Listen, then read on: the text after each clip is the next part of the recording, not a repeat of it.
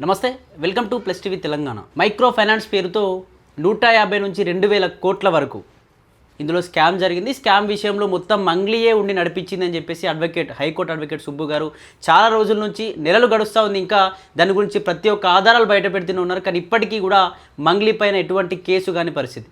దానికి సంబంధించి కుప్పలుగా బాధితులు ఉన్నారు. మీడియా మొత్తం ఆ దేవరకొండ ఆ పరిధిలోని తాండాలన్నింటిలో కూడా వెళ్ళేటువంటి ప్రయత్నం చేసింది. ఒక్కొక్కరు చుట్టాల దగ్గర నుంచి వాళ్ళ యొక్క ఫర్నిచర్స్ అమ్ముకొని కూడా లక్షలు కోట్లలో పెట్టుబడి పెట్టిరు.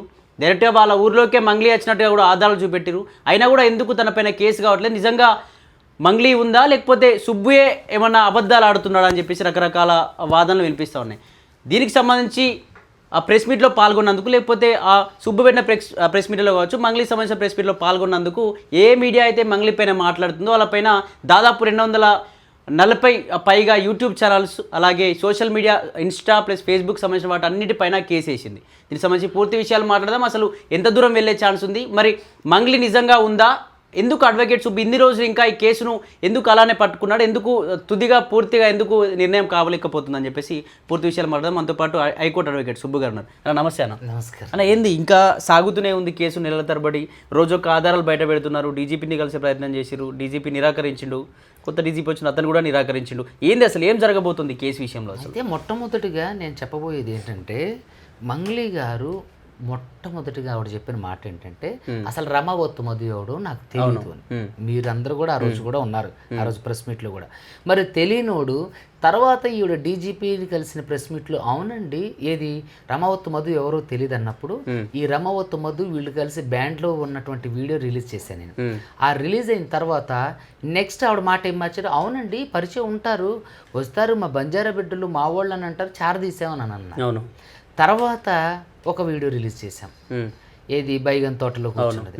తర్వాత బ్రహ్మవత్తు ఎవరైతే మంగ్లీ వాళ్ళ తమ్ముడు ఉండో తను మేము ఒక్కసారి కలిసినని చెప్పాడు. మరి ఒక్కసారి కలిస్తే మీతో పాటు మీ బ్యాండ్లో ఏం చేస్తుండ్రు, మీతో పాటు ఆ మంగ్లీ వాళ్ళతో పాటు బైగన్ తోటలు తర్వాత మిర్చి తోటలో కూర్చొని ఏం చేస్తున్నారు, రమావత్తు మధు మీ ఇంట్లో ఏది మంగ్లీ వాళ్ళ ఇంట్లో ఏం చేస్తుండ్రు, వాళ్ళ చెల్లితో తర్వాత వాళ్ళ అమ్మతో ఏం మాట్లాడుతుండ్రు, అంత చనువు ఎందుకు వచ్చింది. రెండోది మీ ఇల్లు ఏదైతే ఇప్పుడు కోకాపేటలో ఉన్నటువంటి అపార్ట్మెంట్ ఏదైతే ఆ అపార్ట్మెంట్లో బాధితులతో మీ ఇంట్లో రమావత్తు మధు ఎందుకుండు, బాధితులను కూడా 8 మందిని అక్కడికి ఎందుకు తీసుకొని వెళ్ళిండు.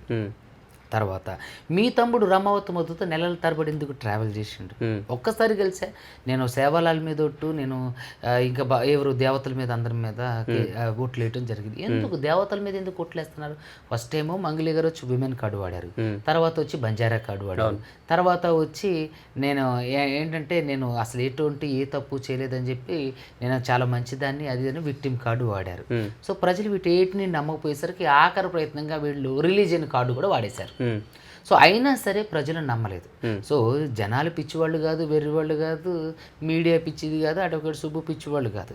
సరే అడ్వకేట్ సుబ్బు అంటే ఏదో ఫేమస్ అవ్వడానికి కోసం చేస్తానని మీరు అన్నట్టే అనుకుందాం. మరి మీ తండా ప్రజలు ఎందుకు 80% మంది మీ గురించి మాట్లాడుతున్నారు, ఎందుకు మిమ్మల్ని తిడుతున్నారు, ఎందుకు మీ తండా ప్రజలు 8 మంది 9 మంది చనిపోతే మీరు మాట్లాడలేదు? బాధితుల్లో 80% తండా ప్రజలే ఉన్నారు. మీకు ఇంకొక విషయం తెలుసా, నాకు నిన్న వచ్చింది ఆ కేసు, స్వీడన్లో కూడా ఈ బాధితులు ఉన్నారు. ఈ మైక్రో ఫైనాన్స్ కేసులో స్వీడన్లో వాళ్ళు కూడా బాధితులు ఉన్నారు. అంటే వీళ్ళేనా అందులో వాళ్ళు కడపకు సంబంధించిన వాళ్ళు. సో ఆయన పేరు చెప్పొద్దని అన్నారు. దాంట్లో దాదాపుగా 40 మంది ఉన్నారు. వాళ్ళు 2.5 కోట్లు ఇచ్చారు. సో మధుకే డైరెక్ట్గా ఆ మధు ఏం చేసిండు, ఎవరైతే అభిషేక్ నాయక్ వాళ్ళ కార్ డ్రైవర్లు బినామీ ఆస్తులుగా ఉండి వాళ్ళ దగ్గర నుంచి ఆస్తులు వేరే వాళ్ళకి ట్రాన్స్ఫర్ చేయించారు. అంటే ఇందులో అభిషేక్ నాయక్ వచ్చి విక్టిమ్ కార్డు అంటే తను ఏం తెలీదు అని చెప్పేసి వచ్చి కార్డు యూజ్ చేసిండు. తనకు సంబంధించిన ఆధారాలు కూడా ఈరోజు నిన్న మన దగ్గరకు వచ్చింది. అభిషేక్ నాయక్ కూడా ఇందులో మెయిన్ కల్ప్రిట్. సో ఇట్లా ఇవన్నీ ఉన్నాయి. ఆదిలోనే మంగ్లీ గారికి నిజంగానే సంబంధం లేకపోతే ఆవిడ ఫస్ట్ ఆదిలోనే నాకు నేను ఫోన్ చేసి ఇచ్చినప్పుడు మాట్లాడించినప్పుడు, సార్ నాకు తెలియదు సార్, మరి నేను కూడా వస్తా సార్, కేసు పెడదాం సార్ అని చెప్పి బాధితుల తరఫున వచ్చి ఆవిడ కేసు పెట్టినట్టు అయితే మధు మీద, మధు వాళ్ళ బావ మీద, భరత్ కుమార్ చౌహాన్ మీద, తర్వాత మిగతా ఎంతమంది అయితే ఉన్నారు వాళ్ళందరి మీద ఆ రోజు రోజే కేసులు పెట్టి నా పేరు మోసం జరుగుతుంది, మీరు ఎవరు నమ్మకండి, అసలు ఇది నా నాలెడ్జ్లో లేకుండా జరిగింది, తెలుసో తెలియకు ఒకవేళ జరుగుంటే నన్ను క్షమించండి, నేను బాధితులు కొన్నాను, ఆ రోజు ఆవిడ స్టేట్మెంట్ ఇచ్చి ప్రెస్ మీట్ పెట్టి మమ్మల్ని ఆహ్వానించి చేసినట్టయితే ఈరోజు ఇదే మీడియా ఆవిడ ఎత్తుకునేవాడు. సో మరి ఆ రోజు ఆ పరిస్థితి ఎందుకు చేయలే? మీరు చూసినట్లయితే ఆ రోజు కూడా ఆవిడ నన్ను పంచాయతీకి పిలిపించినప్పుడు నేనే కాదు, అక్కడ ఉన్న డైరెక్టర్ గారు కానీ అక్కడ ఉన్న లాయర్ గారు కానీ కూడా అదే చెప్పారు, అవునమ్మా నీ తప్పు లేదు అంటున్నావు కదా, మరి వాళ్ళ మీద కేసులు పెట్టంటే నేను పెట్టను అంది. వాళ్ళని తీసుకొచ్చి అప్పచెప్పించమంటే నాకేం అవసరం, నేను ఎందుకు అప్పచెప్తాను, కానీ ఆవిడ పేరు వాళ్ళ మీద ఉన్నటువంటి వీడియోలు మాత్రం డిలీట్ చేయించాలి. ఇది ఎక్కడ న్యాయం? సో కాబట్టి ఇక్కడ ఏంటంటే ప్రతి స్థాయిలో మంగ్లీ గారు తప్పించుకునే ప్రయత్నం చేసుకుంటూ అడ్డంగా దొరికిపోతున్నారు. మంగ్లీ వాళ్ళ తమ్ముడు శివ చౌహాన్ వచ్చి అసలు ఆడెవడో మాకు తెలియదు, మాకు తెలియకుండానే నన్ను తీసుకెళ్ళి అతనికి తెలియకుండానే అతన్ని తీసుకెళ్లారట. ఇది 100 ఎకరాల దగ్గర ఉన్నటువంటి ఎక్కడో ఏరియా. సో అంటే తెలియకుండా తీసుకెళ్ళిపోతారా? చిన్న పాలు తాగే పిల్లోడు నువ్వు. అదొకటి చాలా అతిపెద్ద అబద్ధం. రెండవది, ఏదైతే ప్రెస్ మీట్ అయిపోయిన తర్వాత ఒక 2 గంటలకి 3 గంటలకే వెంటనే పోలీస్ వాళ్ళ దగ్గర నుంచి సమాచారం వచ్చిందని మీడియా వాళ్ళందరూ కూడా 3 సార్లు ట్రాన్సాక్షన్ జరిగిందని చెప్పేసి చేయడం జరిగింది. మంగ్లీ నాకు సంబంధం లేదంటంతో మంగ్లీకి అతనికి అకౌంట్ ట్రాన్సాక్షన్ జరిగింది చెప్తే వెంటనే దానికి ఒక ఫేక్ డాక్యుమెంట్ తీసుకొచ్చింది. అది మన దగ్గర ఉంది, ఇప్పుడు నేను చూపిస్తాను. అసలు ఫస్ట్ నాకు ఆడెవడో తెలియదు అన్న మంగ్లీ గారు, మనం ఆ రోజు ఫస్ట్ మీటింగ్ మనం ప్రెస్ మీట్ పెట్టినప్పుడు అందులో మీరు కూడా ఉన్నారు, మనం అందరం కలిసి కూర్చొని పెట్టాం. అది ఇప్పుడు మార్చి 23. ఇందులో ఉన్నటువంటి డేట్ని ఒకసారి క్షుణ్ణంగా పరిశీలించండి ప్రజలారా మీరందరూ. 30వ తారీఖు ఏప్రిల్ 2026. ఇందులో చూడండి 3వ తారీఖు డిసెంబర్ 2025. 30వ తారీఖు ఉన్నటువంటి ఈ డాక్యుమెంట్ మీద 3వ తారీఖు డిసెంబర్ 2025 డేట్ ఎలా ఉంటుంది చెప్పండి? ఏది cancellation of agreement of sale అంటే మీ మధ్య ఆల్రెడీ సేల్ అగ్రిమెంట్ జరిగింది. మరి ఆ అగ్రిమెంట్ ఏది? సేల్ అగ్రిమెంట్ ఏది? క్యాన్సిలేషన్ అగ్రిమెంట్ పెట్టారు, మరి సేల్ అగ్రిమెంట్ ఏది? మీ మధ్య ఈ అగ్రిమెంట్ జరిగింది, మరి ఫస్ట్లోనే ఎందుకు చెప్పాలా మీడియా ముఖంగా? మీ ఇద్దరికి అసలు పరిచయమే లేదని ఎందుకు మాట్లాడారు? ఒక్కసారి కలిశారు, ఆవిడ కూడా ఏంటి ఒక్కసారి కలిసి భోజనం చేసినందుకు క్షోభ అనుభవిస్తున్నాను. ఒక్కసారి కలిసి మీరు భోజనం చేసినప్పుడు మరి మీ మధ్య ఈ అగ్రిమెంట్ ఎట్లా జరిగింది? మీ ఇంటికి తన ఎలా వచ్చిండు? మీ తమ్ముడు నెలలకు నెలలో ప్రధాన నిందితుడు రమవత్ మధుతో ఎందుకు తిరిగిండు? ఇవన్నీ అంటే ఎందుకు ఎక్కడ జరిగాయి, ఎలా జరిగాయి ఇవన్నీ? అంటే జనాల్ని పిచ్చివాళ్ళు చేయడానికి ఆడుతున్నటువంటి అబద్ధపు అసత్య ప్రచారమే కదా. అసలు మొదట్లోనే మీరు వీటన్నిటిని గురించి చెప్పు ఉండాల్సింది. ఇప్పుడు కూడా నేను మంగ్లీ గారిని ఆహ్వానిస్తున్నా, బాధితులకు న్యాయం చేయండి. డబ్బులన్నీ కూడా ఇప్పుడు వీళ్ళందరి పేర్లు చెప్పి ఏం జరిగిందో చెప్తే బాధితులకు న్యాయం జరుగుతుంది, మీరు అప్రూవర్గా మారిపోవచ్చు, మీకు శిక్ష పడదు, మీరు బాధితుల తరపున నిలబడ్డారని మేమే నెత్తికెత్తుకుని మంగ్లీ గారు ఏ తప్పు చేయలేదని చెప్పి నేనే వచ్చి బహిరంగంగా ఒప్పుకుంటా. ఇక్కడ మంగ్లీ కూడా ప్రతి ప్రెస్ మీట్లో ఏడుస్తూ చెప్పింది, బాధితుల పక్షాన నేను కూడా పోరాటం చేస్తా, సుబ్బు గారితో కూడా కలిసి పోరాటం చేస్తా, ఇందులో ఎవరున్నా అందరినీ బయటకు తీయాల్సింది, ఎందుకంటే అందరూ మా సామాజిక వర్గం చెందిన వాళ్ళే, మా తండావాసులు అందరూ కూడా ఇబ్బందులకు గురయ్యారు, లక్షలు కోట్లు మొత్తం మోసపోయి ఏడుస్తూ ఉన్నారు, వాళ్ళకి సపోర్ట్గా ఉంటానని చాలాసార్లు కూడా మీకు కూడా చెప్పింది. నేను కూడా మీకు సపోర్ట్ ఒక ప్రెస్ మీట్లో మద్దతుగా ఉంటా, వాళ్ళకు కూడా వాళ్ళతో పోరాటం చేస్తా అని చెప్పింది. ఎందుకు రాలేకపోతుంది అసలు నిజంగా? అది రావాలి కదా. ఇప్పుడు ఒక సెలబ్రిటీ స్థాయిలో ఉన్నటువంటి మంగ్లీ గారు ఒక పోస్ట్ రిలీజ్ చేశారంటే దానికి కట్టుబడి ఉండాలి. అవును, పోస్టులకు మాత్రమే పరిమితం అయితే చాలా క్రియాశీలకంగా ఉండొద్దా? మరి మీరు ఎప్పుడు బాధితులకు పక్షాన్ని నిలబడ్డారు? మొన్న పాల్తాండలో చనిపోయిండు రమేష్, మీరు కూడా వచ్చి న్యూస్ కవర్ చేశారు, మరి ఆ రోజు ఎందుకు రాలేదు మంగ్లీ గారు? మంగ్లీ గారికి తెలియదా? మరి ఎప్పుడు బాధితుల పక్షాన్ని ఎవడు పోరాడేది? ఎప్పుడు వాళ్ళ తమ్ముడు కూడా చెప్పిండు బాధితులకు న్యాయం జరగాలి, మేము ఉంటాం తోడుగాని. ఎక్కడ మీరు తోడుకున్నారు? మీరు నైతిక బాధ్యతగా ఏమన్నా వాళ్ళకి ఏమన్నా సహాయం చేశారా?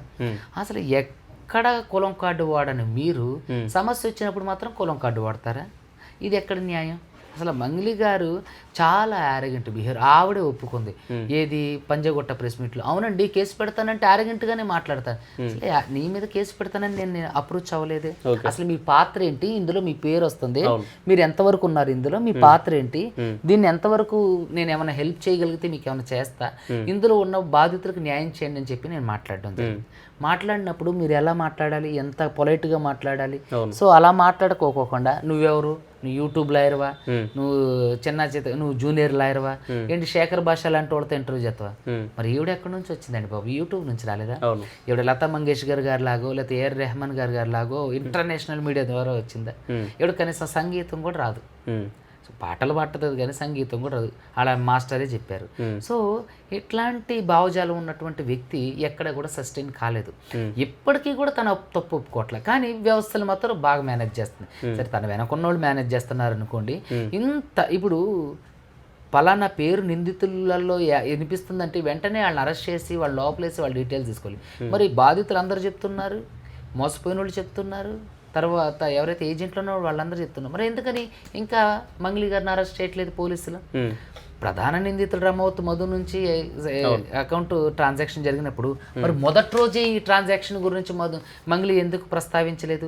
ఇది ఒక ఫేక్ డాక్యుమెంట్ తీసుకొచ్చి ఏది 30వ తారీఖు ఏప్రిల్ 2026లో జరిగిన ఈ క్యాన్సిలేషన్ ఆఫ్ సేల్ అగ్రిమెంట్ తీసుకొచ్చి 3వ తారీఖు డిసెంబర్ 2025 తారీఖు స్టాంప్ వేసుకొని పట్టుకొచ్చారు. ఓకే, పట్టుకొచ్చారు.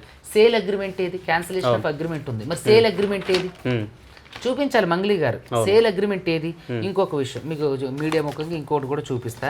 ఇక్కడ ఒక నోటీస్ ఆవిడ సర్వ్ చేయటం మనం చూస్తాం. ఎక్కడంటే ఇంకోటి ఇందులోనే ఇంకొక విషయం కూడా మీకు చెప్తా. ఇది ఎప్పుడు? ఏప్రిల్ 30, 2026. ఇందులో చూడండి మధు సిగ్నేచర్ ఉంది ఇక్కడ. ఓకే, ఇక్కడ కూడా మధు సిగ్నేచర్ ఉంటుంది. ఏప్రిల్ 30వ తారీఖు 2026 మధు ఈఓడబ్ల్యూ కస్టడీలో ఉండవు. ఇక్కడ సంతకం ఎవరు పెట్టారు మరి? ఓకే, ఇక్కడ సంతకం ఎవరు? ప్రజలారా గమనించండి, ఇక్కడ సంతకం ఎవరు పెట్టారు? సరే, ఓకే, ఇది అగ్రిమెంట్కి ముందే జరిగింది అనుకుందాం. ఏది అతను జైలుకి వెళ్ళడానికి ముందే జరిగింది అనుకుందాం. ముందే జరిగితే డిసెంబర్ 3వ తారీఖు వీళ్ళిద్దరికి పరిచయం ఉన్నట్టు క్లియర్గా అర్థమవుతుంది. మరి ఎందుకని మొదటి నుంచే అతను నాకు ఎవడో తెలియదు, వాడికి నాకు సంబంధం లేదని ఎలా మాట్లాడారు? చెప్పాలి, మీరు కూడా అడగాలి మీడియాల ద్వారా. ఇప్పుడు రెండండి, దీంట్లో 2 రకాలుగా ఉంది. 30వ తారీఖు ఏప్రిల్ 2020వ తారీఖు క్యాన్సిలేషన్ ఆఫ్ సేల్ అగ్రిమెంట్ జరిగింది. ఏది? ఈ డాక్యుమెంట్ ప్రకారం. దీని మీద 30వ తారీఖు ఏప్రిల్ 2026వ తారీఖు కొన్న దాని మీద 3వ తారీఖు డిసెంబర్ 2025 ఉంటుంది. అది ఎలా సాధ్యం? సరే, ఓకే, ఇది పక్కకు పెడదాం. 3వ తారీఖు డిసెంబర్ 2025లోనే మీకు పరిచయం ఉంటే మరి మొట్టమొదటిగా ప్రెస్ మీట్లు ఆడెవడో నాకు తెలియదని ఎందుకు చెప్పారు? మరి దీంట్లో అసలు ఆ రోజు చెప్పొచ్చు కదా, నాకు అతనికి పరిచయం ఉంది, మరి అతను చేసేది నాకు తెలియదు అని చెప్పేసి. తర్వాత ఎప్పుడు మళ్ళీ ఇది బయటకు వచ్చింది? ఆవిడ అకౌంట్కి బ్యాంక్ ట్రాన్సాక్షన్ జరిగింది అన్నప్పుడు ఇలాంటి ఒక fake document cancellation of sale agreement తీసుకొచ్చారు. Okay, cancellation of sale agreement తీసుకొచ్చారు. సేల్ అగ్రిమెంట్ ఏది? దాంట్లో ఎంత కొన్నారు? ఆ క్యాన్సిలేషన్ ఆఫ్ అగ్రిమెంట్ ఇచ్చినప్పుడు సేల్ అగ్రిమెంట్ ఇచ్చినప్పుడు సేల్ అగ్రిమెంట్ కూడా ఆవిడ ఇందులో మెన్షన్ చేయాలిగా. మరి ఎందుకు సేల్ అగ్రిమెంట్ మెన్షన్ చేయలేదు మంగ్లీ గారు? అంటే ప్రజల అమాయకులు, పిచ్చివాళ్ళు, వెర్రివాళ్ళ? దయచేసి ప్రజలందరూ కూడా గమనించండి. బాధితులకు ఇప్పటికీ కూడా వాళ్ళు వెన్నట్టుగా ఉన్నారు. ఈ రోజు నిజంగా మేము గెలుస్తున్నాం అంటే కేవలం ప్రజలే, వాళ్ళు చేసినటువంటి గొప్ప మేలే. ఈ రోజు పోలీసు వ్యవస్థ మాకు భిన్నంగా వ్యవహరిస్తుంది, బాధితులకు వ్యతిరేకంగా వ్యవహరిస్తుంది. డీజీపీ స్థాయి వ్యక్తులు కూడా చిత్కారాలు, చెదిరింపులతో ఎదుర్కొని నేను కిందకి రావడం జరిగింది. సో ఈ రోజు వెన్నంటి నిలిచింది మీడియా వాళ్ళు, ప్రజలే. సో అలాంటి ప్రజలు నోరు నొక్కేయడానికి ఈరోజు మంగ్లీ గారు చేసినటువంటి హేయమైన చర్య ఏంటంటే, అసలు థీసిస్, ఒక పిహెచ్డి థీసిస్ కూడా ఇన్ని పేజీలు ఉండకపోవచ్చు, మేబీ 400 పేజీలు. చూడండి ప్రజలారా, గమనించండి, ఇన్ని పేజీల నోటీసా? అసలు ప్రపంచంలో ఎక్కడ కని విని ఎరుగని వింతలు 2 ఈ కేసులోనే జరిగినాయి. ఒక న్యాయవాదికి ఆల్కహాల్ టెస్ట్ ఈ కేసులోనే జరిగింది, నడిచి వచ్చిన న్యాయవాదికి. అదేవిధంగా ఇట్లా ప్రధాన మీడియాలతో పాటుగా మీడియా ఛానళ్ళు, మరి అదే మీడియా ఛానల్లో మంగ్లీ గారు పనిచేశారు. మరి ఆవిడ కూడా ఎన్నో విషయాల గురించి వ్యంగ్యంగా మాట్లాడారు, ఎన్నో విషయాలు బయటకు తీసుకొచ్చారు. మరి వాళ్ళు కూడా మీ మీద కేసు వేయాలి కదా. మరి ఈ లెక్కను చూస్తే విషయాన్ని ప్రజల్లోకి తీసుకొచ్చే మీడియా మీద మీరు కేసు వేయాల్సిన అవసరం ఏముంది కదా? ఏదైతే జరిగిందో ఆ విషయాన్ని ప్రజల ముందుకు తీసుకొచ్చిన మీరు మీడియా మీద కేసు వేసిన మీ పేర్లు చెప్పి, మీరున్నారని బాధితులు చెప్తున్నారు, ఏజెంట్లు చెప్తున్నారు, దానికి సంబంధించిన సాక్ష్యాలు కూడా చెక్కలు కొడుతున్నాయి. మరి మీ పేరు చెప్పి బిజినెస్ చేసినటువంటి, ఒకవేళ మీరు లేరు అనుకుందాం, మరి మీ తమ్ముడి పేరు రమౌత్ మధు పేరు మీద, బాలాజీ నాయక్ మీద, భరత్ చౌహాన్ మీద, శైలజ చౌహాన్ మీద ఎందుకు కేసు పెట్టలేదు? ఎందుకు ఇంతవరకు వాళ్ళ మీద యాక్షన్ తీసుకోమని ఏ మినిస్టర్ని కానీ, లేదంటే ఏ డీజీపీని కానీ, ఏ కమిషనర్ గారిని కల, ఎంతకే అడ్వకేట్ సుబ్బు మీదకి కేసు, రమౌత్ హేమాకాంత్ రెడ్డి మీద కేసే పెట్టారు తప్ప మరి ఎందుకని వీళ్ళ మీద కేసులు పెట్టలేదు? అంటే దీనిలోని ఆంతర్యం ఏమై ఉంటుంది? మీకు ఫస్టే మీకు ఇతను పరిచయం ఉంటే మరి ఎందుకు పంజగుట్ట ప్రెస్ మీట్లో తెలియదని చెప్పి అబద్ధం చెప్పారు? ప్రజలందరూ తెలియకుండా ఏం లేరు. ఈ కేసులలో ఆవిడ గెలవదు. ఖచ్చితంగా ప్రెస్కి జరగాల్సిన న్యాయం జరుగుతుంది, బాధితులకు న్యాయం జరగాల్సిన న్యాయం జరుగుతుంది. ఖచ్చితంగా మంగ్లీ నా మీద పెట్టినటువంటి కేసుకి ఇప్పుడు కూడా ఒక్క ఆధారం కూడా ప్రొవైడ్ చేయలేదు. రెండోది, ఆవిడ నా మీద చేసిన ఆరోపణలకు ఒక్క ఆధారం కూడా ఇప్పటివరకు ప్రొవైడ్ చేయలేదు. మీ మీడియా సాక్షిగా కూడా నేను ఛాలెంజ్ చేస్తాను ఆవిడకి, ఒక్క ఆధారం. మీరు ఒక వీడియో చూస్తారు ఇందాక, ఒక 30 సెకండ్ల వీడియో, 33 సెకండ్ల వీడియో బయటకు వచ్చింది. దాంట్లో మీరు చూశారు, ఎక్కడైనా నేను బెదిరించినట్టున్నా వాళ్ళు నన్ను బతిలాడుతున్నట్టుందా? వాళ్ళు అన్న బతిలాడుతున్నారు.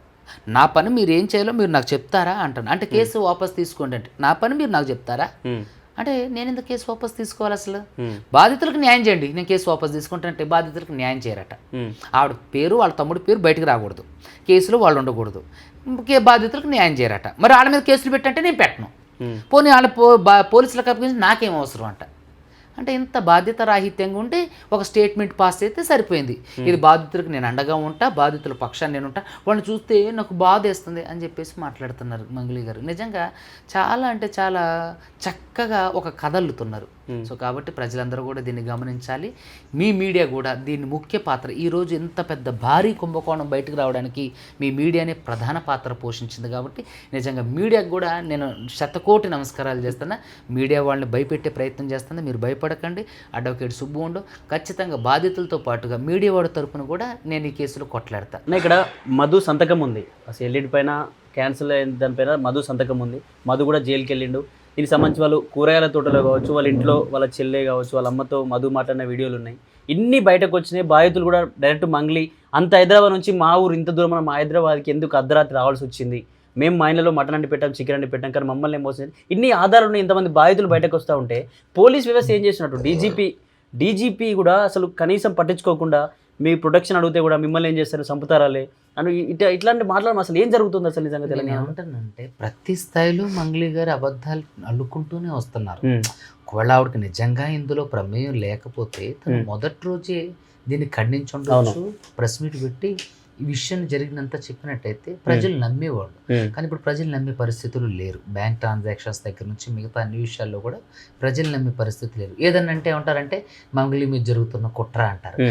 ఆవిడే అసలు అరెస్ట్ కాకుండా, వాళ్ళ తమ్ముడు అరెస్ట్ కాకుండా ప్రొటెక్ట్ చేసుకుంటూ కుట్రలు అవన్నీ చేస్తుంటే ఇది కొంతమంది ఎవరైతే ఇప్పుడు సోకాళ్ళు ఇప్పుడు 100లో ఖచ్చితంగా పబ్లిక్ డొమైన్ అన్నప్పుడు విమర్శల్ని, ప్రశంసల్ని ఖచ్చితంగా స్వీకరించాల్సింది. సో ఎవరైతే ఈవిడ డబ్బులు ఇచ్చి ప్రెస్ మీట్ పెట్టించే పెయిడ్ ఆర్టిస్టులు ఉన్నారో వాళ్ళు మాత్రం ఊగదంపుడు మాటలు మాత్రం లొడలొడ వాగుతూనే ఉన్నారు.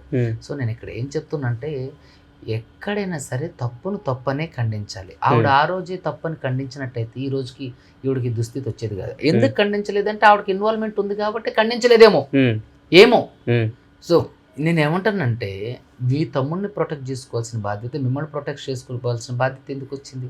మొదట్లోనే ఇవన్నీ చెప్పినట్టయితే నిజాలు అయ్యుంటే మొదట్లోనే చెప్పాడు. ఇవి నిజాలు కాదు కాబట్టి ఫ్యాబ్రికేటెడ్గా ఒక ఫ్రేమ్ లాగా అల్లింది కాబట్టి ఇలా వచ్చింది అన్నట్టు.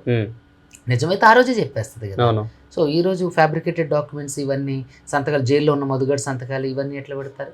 సో ఇవన్నీ ఏంటంటే కావాలని జరుగుతున్నటువంటి ఒక కుట్ర ప్రజలందరికీ తెలుసు. తర్వాత డీజీపీ స్థాయి వ్యక్తి కూడా విముఖంగా మాట్లాడేసరికి పాపం ఒక్కసారికి దేవరకొండలో ఆ రోజు నాతో పాటు వచ్చినటువంటి 40 మంది ప్రజలు కూడా నిరుత్సాహపడ్డారు. ఇప్పటికీ స్టిల్ ఈ రోజుకి కూడా ఇదిగోండి నేను మీకు చూపిస్తా. ఒక అతను ఇన్స్టాగ్రామ్లో మంగ్లీకి సంబంధించినటువంటి వ్యక్తి అనుకుంటా, ఇన్స్టాగ్రామ్లో నన్ను బెదిరించినటువంటి ప్రక్రియ మీకు చూపిస్తా ఈరోజు. ఎవరు ఇతను పేరు అఖిల్ రెడ్డి అట. వాస్తవానికి ఇది వీడు ఒరిజినల్ ప్రొఫైల్ కాదేమో. వీడు ఒరిజినల్ ప్రొఫైల్ కాదేమో. ప్రజలందరూ ఒకసారి గమనించండి. అఖిల్ రెడ్డి వీడు ఇగో always Akhil Reddy Instagram ID always Akhil Reddy అని ఉంది. వీడు నాకు మెసేజ్ బాగానే ఫేమస్ అయ్యా కదా బ్రదర్, ఒక మంచి ఫేక్ కేసుతో, అరే బాబు నేను కూడా అందులో మెయిన్ విలన్, అరే బాబు నేను కూడా అందులో మెయిన్ విలన్, అందరికీ తెలుస్తుంది, అన్ని ప్రూఫ్స్ ఉన్నాయి నా దగ్గర, wait for the day mister Subbu Singapore. ఇట్లాంటి బెదిరింపు కాల్సి. వీడెవడు అఖిల్ రెడ్డి అట. చూడండి ఆల్వేస్ అఖిల్ రెడ్డి వీడు ఇన్స్టాగ్రామ్ ఐడి పేరు, ఇది వీడి ఫోటో. సో ఇట్లా రకరకాల వ్యక్తులతో రకరకాల మెసేజ్లు చేపిస్తుంది. ఎన్ని జరుగుతుంటే పోలీసులు ఏం చేస్తున్నట్టు అసలు నాకు అదే అర్థం కాదు. కదా, బాధితుల పక్షాన ఉండాలి కదా. సరే నిజంగా మంగ్లీ తప్పు లేదు, ఇటు సుబ్బు కూడా పోరాటం చేసి ఒక హైకోర్టు అడ్వకేట్ ని పంజాగుట్ట పోలీసులు ఆ రకంగానే మాట్లాడారు. ఒక న్యాయవాది అనేది ప్రజల కోసం పోరాటం చేస్తాడు, బాధితుల పక్షాన పోరాటం చేస్తాడు, వాళ్ళ ఫ్యామిలీని పిల్లల్ని వదులుకొని బాధితుల కోసం మీరు పోరాటం చేస్తూ ఉంటే పంజాగుట్ట పోలీసులు అక్కడ ఇష్టమైనట్టు నడుచుకుంటూ వెళ్ళే వ్యక్తికి బ్రీత్ అనలైజ్ చేయడం, డీజీపీ పర్మిషన్ ఇవ్వడం, సజ్జనాలు వెళ్ళి మంగ్లీ కలుస్తుంది మీకు పర్మిషన్ ఇవ్వడం. నిజంగా పోలీసులు బాధితుల పక్షాన ఉంటారా లేకపోతే సెలబ్రిటీల పక్షాన ఉంటారా? సెలబ్రిటీలకి జరుగుతుంది కదా, మీరు చూస్తూనే ఉన్నారు కదా మొదటి నుంచి ఇప్పటి వరకు అరెస్ట్ కాలేదు అని అంటే ఇంత మీడియా గొగ్గోలు పెడుతుంది. వాళ్ళతో ఉన్న డైరెక్ట్ సంబంధాలు ఇండైరెక్ట్ సంబంధాల గురించి మీడియాలో వస్తుంది, బ్యాంక్ ట్రాన్సాక్షన్స్ జరిగినాయి. అయినా సరే ప్రజల నుంచి వ్యతిరేకత వస్తుందనైనా ఇంగితంతోనైనా సరే తన మంగ్లీని అరెస్ట్ చేసి ఇంతవరకు విచారణ చేయలేదు. ఎందుకు చేయలేదు అని ప్రజల తరపున నేను అడుగుతున్నా. ఎందుకు చేయలేదు? ఎందుకు ఆవిడ అరెస్ట్ చేయలేదు? ఎందుకు వాళ్ళ తమ్ముడిని అరెస్ట్ చేయలేదు? మరి ఇంతవరకు మంగ్లీ ఏదైతే డీజీపీ ఆఫీస్లో ప్రెస్ మీట్ పెట్టారో అప్పటి నుంచి మళ్ళీ ఏమైపోయారు? మంగ్లీ ఎక్కడికి వెళ్ళిపోయారు? ఎందుకు మీడియా ముందుకు రావడం లేదు? ఎందుకు ఈ అలిగేషన్స్ అన్నిటిని ఆవిడ మాట్లాడడం లేదు? దయచేసి ప్రజలందరూ కూడా గమనించండి. మంగ్లీ వాళ్ళ తమ్ముడు ఎక్కడికి వెళ్ళిండు? మరి వాళ్ళ తమ్ముడు అకౌంట్లో డబ్బులు వీడెవడో నాకు తెలియదు, ఆడెవడో నాకు తెలియదు, నన్ను తెలియకుండా తీసుకెళ్లారు, ఆ మీదొట్టు ఈ మీదొట్టు అని చెప్పేసి చెప్పినటువంటి ఆ వ్యక్తి మరి బ్యాంక్ ట్రాన్సాక్షన్స్ గురించి ఎందుకు, అది నాది కాదు, అసలు నాకు సంబంధం లేదని ప్రకటించాలి కదా. ఎక్కడికి వెళ్ళిపోయిండు మరి? మంగ్లీ ఎక్కడికి వెళ్ళిపోయారు? సో ఇవన్నీ కూడా ప్రజలందరూ గమనిస్తున్నారు. అంటే ఇక్కడ చివరి ప్రశ్న అన్న, ఎందుకంటే మీరు స్టార్టింగ్లో ప్రెస్ మీట్ పెట్టినప్పుడే డిజిటల్ మీడియా సపోర్ట్ చేసి డిజిటల్ మీడియానే ఈ యొక్క ఇష్యూని బయటకు తీసుకుపోయింది. అంటే బాధితులు నిజంగానే కోట్లలో నష్టపోయారా అని చెప్పి అప్పుడు మేము మంగ్లీ పైన ఎటువంటి నింద మోపలేదు. నిజంగా అసలు ఇది ఇరువైపులు, ఇటు సుబ్బు వైపు చూపించినాం ఇష్యూస్ అన్ని, బాధితుల పక్షాన ఉన్నాం. అటు మంగ్లీ ప్రెస్ మీట్లు కూడా అయితే కూడా అక్కడ వీళ్ళు కూడా మేము మాట్లాడినాం, ఆమెది కూడా ఏం మాట్లాడిందో కూడా వినిపించాం, వాళ్ళ తమ్ముడు ప్రెస్ మీట్ కూడా మేము కవర్ చేసి లైవ్లు కూడా వేసినాం. అయినా కూడా కావాలని నన్ను బ్లేమ్ చేస్తున్నారు, కావాలన్న ఫోటోలు వేసి నన్ను ఇబ్బందులకు గురి చేస్తుంది మీడియా అని చెప్పేసి డిజిటల్ మీడియా మీద, మెయిన్ స్ట్రీమ్ మీడియా మీద, దాదాపు సోషల్ మీడియా మొత్తం మీద కూడా ఒక్క మీడియా వదిలిపెట్టకుండా అందరిపైన కేసులు వేసింది, వీడియోలు డిలీట్ చేయాలి, హైకోర్టు వరకు వెళ్తా అని చెప్పి చెప్తున్న పరిస్థితి. నిజంగా ఊకునే ఛాన్స్ ఉందా మరి? మీడియా మొత్తం మళ్ళీ తవ్వే వరకు కూడా ఖచ్చితంగా పోరాటం జరుగుతుంది కదా? ఖచ్చితంగా ఇప్పుడు మీడియా కూడా ఎంటర్ అయ్యి మీడియా కూడా పరిశోధన స్టార్ట్ చేస్తుంది. ఇప్పుడు ఎందుకంటే మీడియాను కూడా కెలుక్కుంది. తను ఏదైతే మీడియా నుంచి బయటకు వచ్చిందో, ఏదైతే డిజిటల్ మీడియా నుంచి బయటకు వచ్చిందో, వాళ్ళకి సంబంధించినటువంటి V6 మీద కూడా కేసేశారు. నిజంగా ఎంత దౌర్భాగ్యం. ఈవిడేంటంటే ఏరు దాటిన తర్వాత తెప్పదాగలేసే రకం అన్నట్టు. అంటే మిగతా ఎందుకు ఇదంతా? మీకు నిజంగా తప్పు లేకపోతే నిందితుల మీద కేసులు పెట్టుకోకుండా డిజిటల్ మీడియా మీద కేసు పెడతారు ఎందుకండి? అడ్వకేట్ సుబ్బు మీద కేసు పెడతారు ఎందుకు? మిగతా వాళ్ళ మీద కేసు పెట్టండి. మీ పేర్లు చెప్పి మీరు నిజంగా తప్పు చేయకపోతే వాళ్ళ మీద ఎందుకు కేసు పెట్టట్లేదు? మరి ఏంటంటే ఇదంతా తప్పు తడిక ఆవిడ గైడ్ చేసేవాళ్ళు రాంగ్ గైడ్ చేస్తున్నారు, ఆవిడ నడిపించేవాళ్ళు తప్పుగా నడిపిస్తున్నారు. దయచేసి మంగ్లీ గారు ఇంకొక మంచి అడ్వకేట్ని ఎవరన్నా చూసుకోండి. వీళ్ళు తప్పులు కూడా మీరు ఇందాక చూశారు కదా. సో కాబట్టి నేనేమంటానంటే ఖచ్చితంగా తప్పించుకోవడానికి అవకాశం లేదు. ఇందులో ఖచ్చితంగా వాళ్ళందరికీ శిక్షలు పడతాయి. ఒకవేళ ఈ ఈఓడబ్ల్యూ ఏదన్నా కొంచెం న్యాయం చేసి సత్వర న్యాయం చేస్తే తప్ప అది ఇప్పట్లో అయ్యేది కాదు. అది సంవత్సరాల తరబడి ఉంటుంది.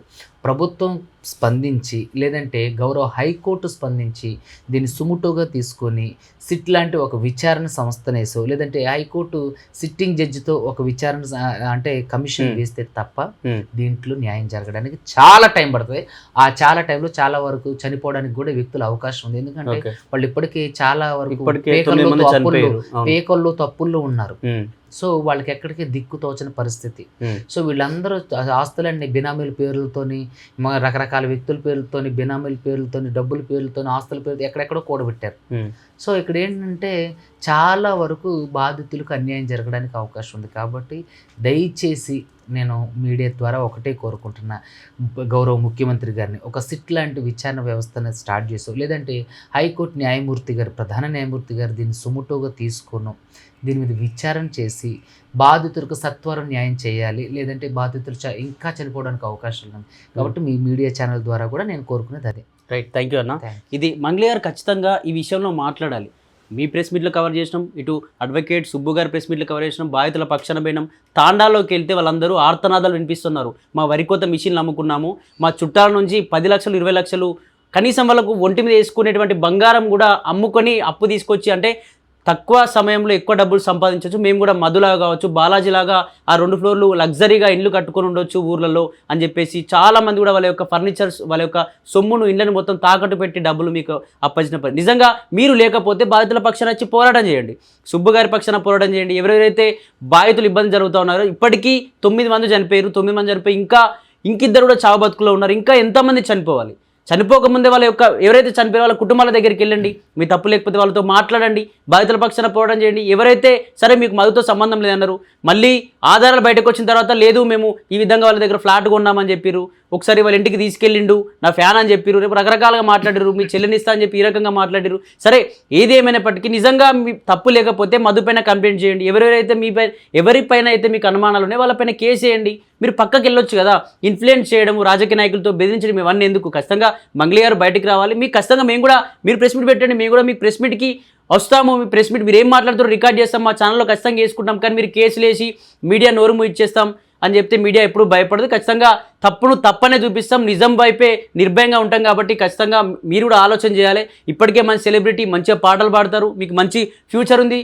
ఇప్పుడే మీడియా వైపు అంటే తప్పుగా చూపిస్తున్న మీడియా వైపు మీరు నిజంగా ఇట్లా చెడుగా ఇష్టమైనట్టు కేసులు వేసుకుంటూ పోతా అంటే మీడియా ఒక్కసారి మీ పైన అలర్ట్ అయిందంటే మాత్రం ఖచ్చితంగా మీ భవిష్యత్తు నాశనం చేసుకుంటారు. ఖచ్చితంగా ఆలోచించండి, ఆలోచించి బాధితుల పక్షాన పోరాటం చేయండి. అడ్వకేట్ సుబ్బు గారితో మాట్లాడి ఎవరెవరున్నారో కేసులు, సరే మీరు తప్పు లేకపోతే ఎవరు తప్పు చేసారో వాళ్ళ పేరు చెప్పండి, బయటికి రండి. కానీ ఈ విధంగా చేయడం కరెక్ట్ కాదు. ఖచ్చితంగా అసలు చూడాలి, అసలు ఈ కేసు ఎంత దూరం వెళ్ళే ఛాన్స్ ఉంది. బాధితులు ఇప్పటికే చాలామంది చనిపోతున్నాం అని చెప్పేసి వీడియో కాల్లో మాట్లాడుతూ ఉన్నారు. సుబ్బు గారు మాకు సహాయం చేయడం అని చెప్పి చాలామంది అతనికి ఫోన్ చేయడం, మెసేజ్ చేయడం చేస్తూ ఉన్నారు. ఖచ్చితంగా బాధితులు న్యాయం ఏదో ఒక రోజు ఖచ్చితంగా జరుగుతుంది, మీ డబ్బులు మీకు వచ్చేటువంటి పరిస్థితి ఉంటుందని చెప్పేసి న్యాయవాది సుబ్బు గారు కూడా చెప్తా ఉన్నారు. చూడాలి అసలు ఏం జరిగే ఛాన్స్ ఉంది.